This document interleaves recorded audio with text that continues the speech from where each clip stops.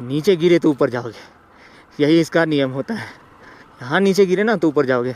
ले रास्ता बंद, ऊपर से फिर पत्थर गिर गया, लैंडस्लाइड और कांड हो गया। सो आगे जैसे भी उधर पहाड़ काट रहा है, और पहाड़ काटने से इधर यहाँ भी लैंडस्लाइड हो जाती है, तो इसका भी दिक्कत है। बाकी ये सब जोन सही नहीं है, ऊपर बहुत ज़्यादा पहाड़ है और एक भी पत्थर गिरा तो उसके साथ बहुत सारे पत्थर गिर जाते हैं। जाने दे दो भाई, कहाँ, हाँ देखो देखो देखो, वहाँ से फिर अभी पत्थर गिरेगी, देखो। मैं जो इसमें आया, जाने दे दो यार।